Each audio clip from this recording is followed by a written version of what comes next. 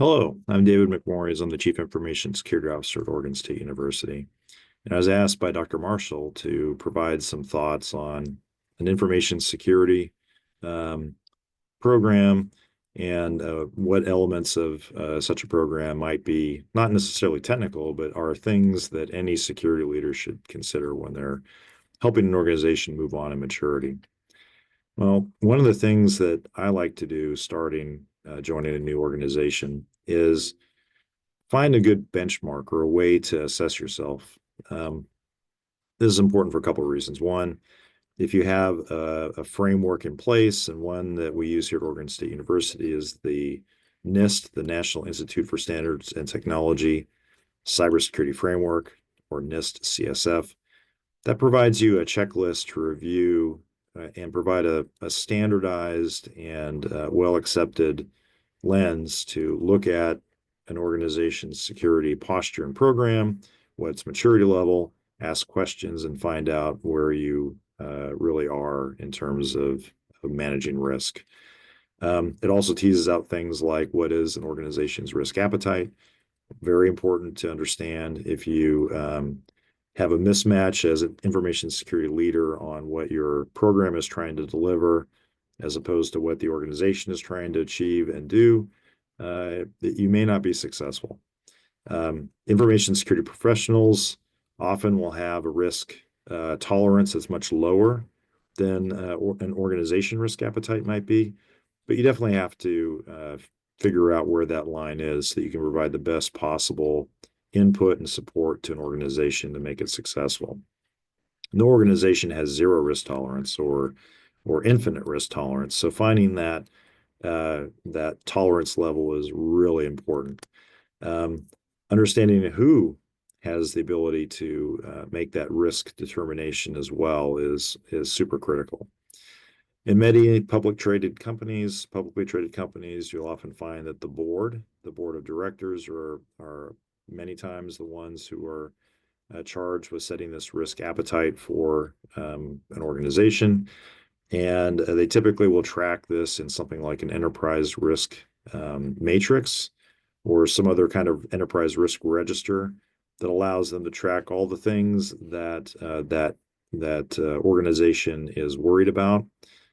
Many organizations in this day and age have either information security or availability of IT systems as one of those risks, whether it has to do with availability of service. If you're a payment processor, for example, you can't tolerate very long downtimes in your network because of the amount of money that you are missing on processing.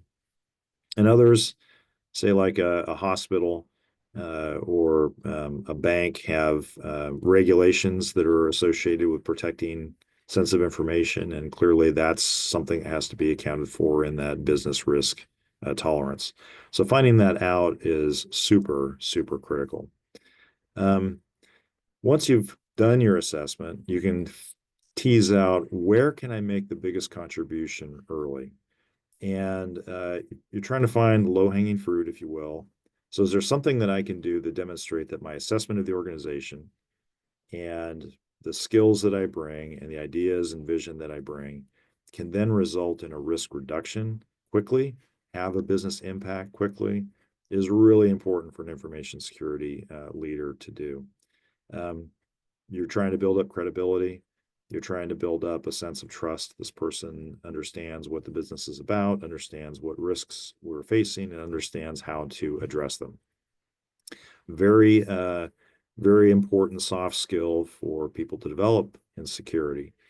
Um, when you are seeking to make this big impact, having done that assessment and find an area potentially that you could make that contribution is much simpler than just randomly jumping in with whatever your favorite thing to do is, whether it's adding some more people to a security operations center to improve detection or improve your vulnerability management program by increasing the patch frequency or cycle on updating machines. These are all, of course, good things to do, but the most important thing is to try to find something that addresses what the business is needing to achieve and then making a direct contribution to that very quickly.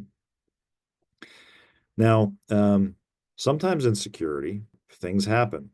I'd heard a story about Chief Information Security Officer at a very large, well-known IT and services company was on the job for 1 week when he found out that there was a major um, event that had happened within his organization. There was a nation state actor had gotten into their corporate network, and you're only been on the job for 1 week. What do you do? Well, he did something that many information security professionals should have thought about is what happens if something bad happens? Do I have a way to, one, rapidly mitigate whatever that incident is, whether it's a ransomware attack or an access problem or a loss of sensitive data, data security event?